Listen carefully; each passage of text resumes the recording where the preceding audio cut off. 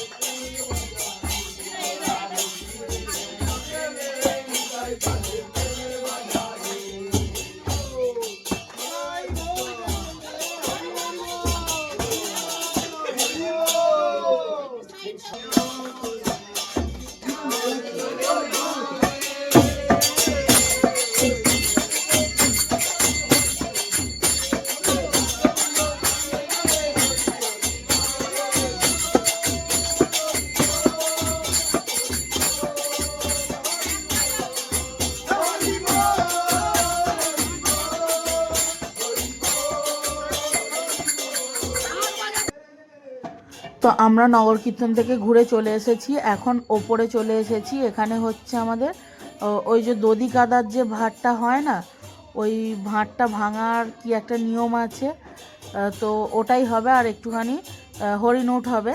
আর এটা ওপরে করছি, হয়তো অনেকের প্রশ্ন থাকতে পারে যে দধি কাদা নিচে কেন হলো না, ওপরে কেন হচ্ছে? এটা তো উঠোনে, বাড়ির উঠানে করার নিয়ম, তো এটা ওপরে কেন হচ্ছে?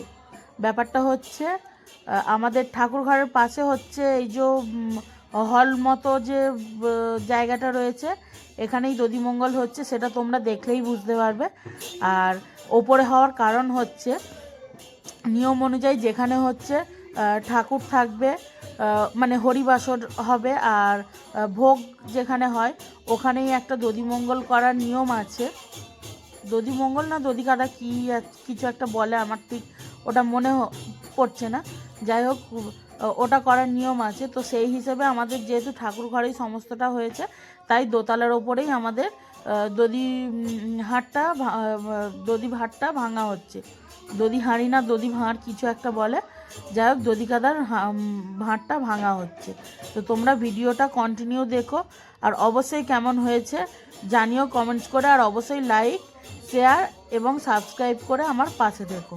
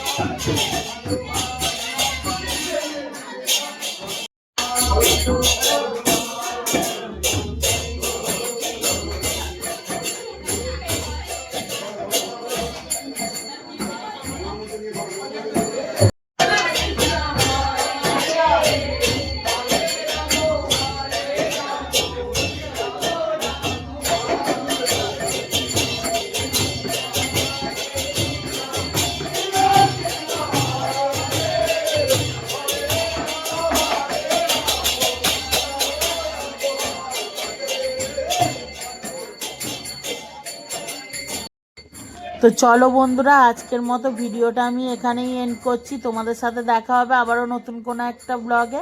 ততক্ষণে তোমরা ভালো থাকবে, সুস্থ থাকবে, আর অবশ্যই হাসি খুশি থাকবে, আর অবশ্যই আমার পাশে থাকবে, আমার চ্যানেলটা সাবস্ক্রাইব করবে এবং লাইক কমেন্টস করতে ভুলবে না। তো চলো আজকের মতো good night, tata, Radhe Radhe.